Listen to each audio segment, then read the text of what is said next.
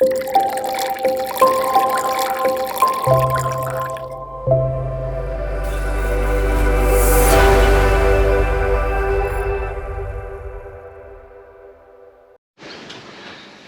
guys, welcome back to the channel. Today I'm just going to give you a little run through on my boat. I've had a few people asking what sort of boat it is, go through the specs on it, so I'm just going to do a little video, a little rundown of what we got. So first of all, obviously it's a 730 hardtop Barcrusher.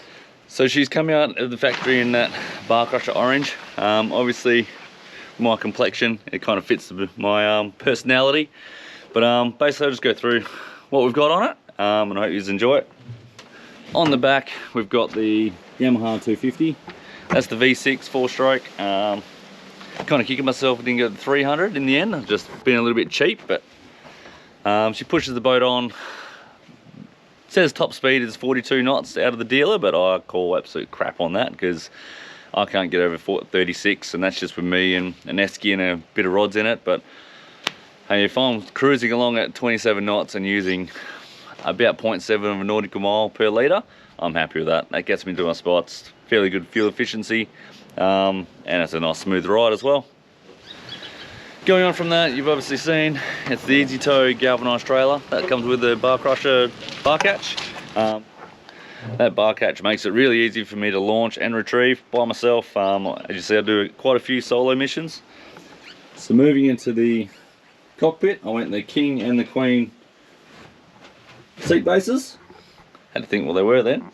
With these Barcrusher bolster seats, these come with the base that you can flick up, so that's really handy. If you want to sit down, it's really comfortable. These bucket seats hold you in, and then if you want to stand up and sit up like this, makes it so nice and comfortable having that bottom part flick up and you can just lean against it. It's pretty much how I drive most of the time, really. It makes it nice and comfortable. In the bases, I've got the Fusion 10-inch sub here, and then inside here, a bit messy unfortunately, but I've got that Fusion 5-channel lamp up the back there. That's where I keep my little cooker and stuff if I want to cook anything up. And then on this side, we've got the Angle, which is a little bit dirty. That's the 35 litre. Sits in there perfectly, slides in out the way, keeps the beers nice and cold. So I'm pretty happy about that. Just as with the factory stuff, so you got the deluxe bait board. That's got your trays that slide out. Probably going to be full of crap, which it is. I really need to get putting my stuff away, but out of sight, out of mind always works. Also got the plumbed bait tank. It's got a little blue light in here as well, so when I'm fishing at night with liveys and stuff, I can catch the little buggers. They're not running away from me. That's connected up with the transom lights on the back as well.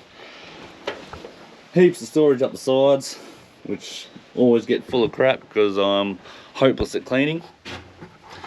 Got the window wiper, which works a treat. This thing here, this front opening hatch, is just an absolute godsend where we live. Being up in the Pilbara, it gets extremely hot in summertime, and if you didn't have that, it would be just like a sauna in here. It'd be horrible. But having that up the front there makes a beautiful little aircon up the front, and it works really well. Went the full open with the kids. They like to jump up here and sleep inside sort of things, so there's plenty of bean bags and crap. It's got the full infills. The Ming Coda's batteries are actually up under the bunks here, so you've got 2 on the passenger side, 1 on the driver's side. So that's the 36 volter.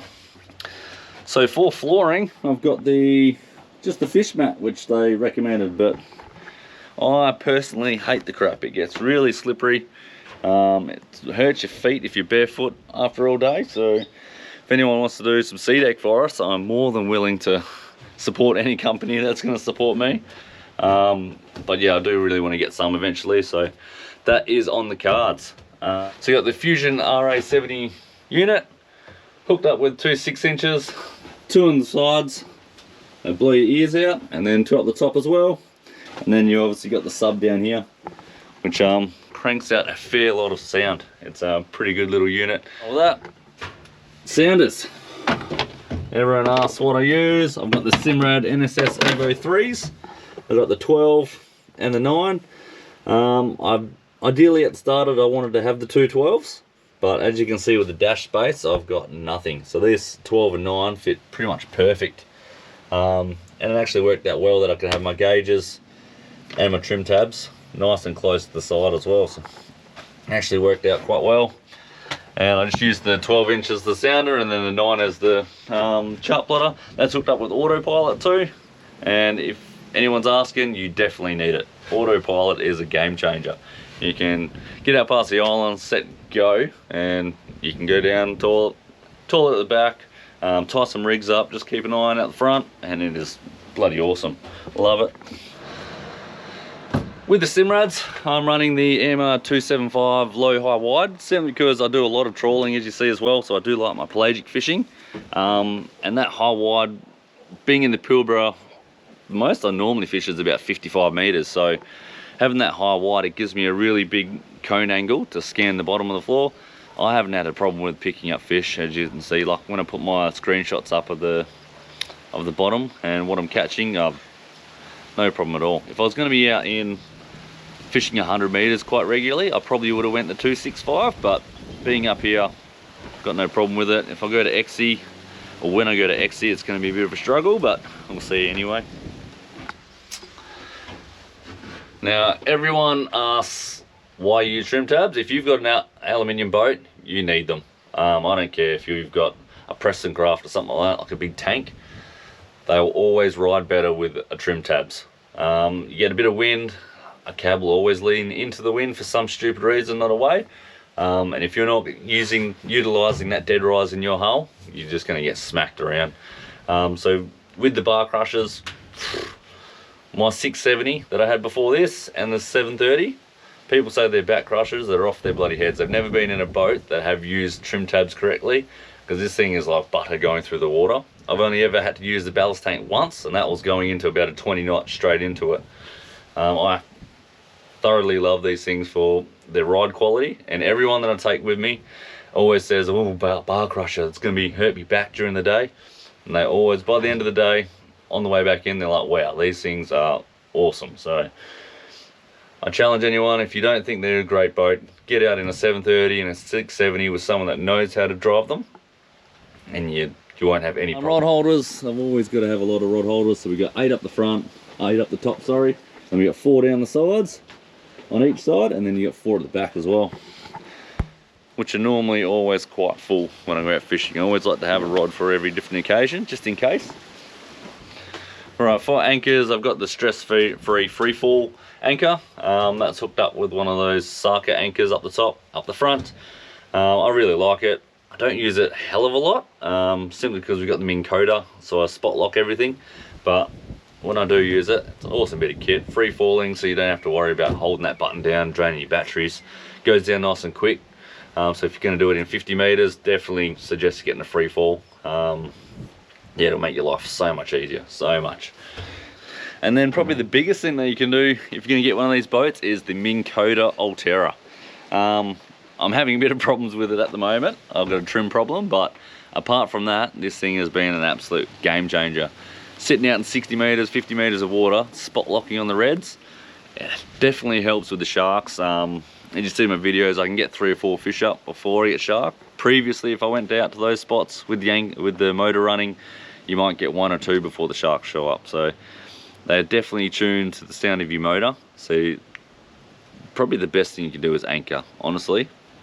But with that Minn Kota, being able to spot lock on it, get a couple of fish up before the sharks come, and then bugger off, and you know you're going to be sitting directly over it, it's a game changer. It's awesome.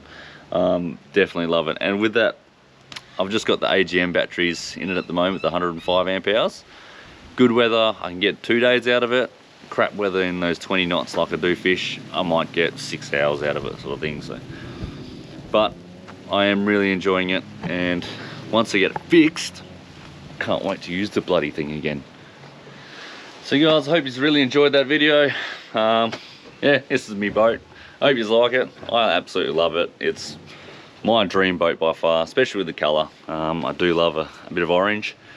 If you have liked this video, please hit that like button. Chuck in a comment what you think of the boat, what you think I need. I do need to get a couple of upgrades to it, so more happy to take your suggestions. And if there's any companies out there that want to put anything on the boat, please hit me up in the DMs. I'll be more than happy to try something out. Thank you guys, and if you are liking it, hit that subscribe button, and I'll see you when we're out fishing. Cheers.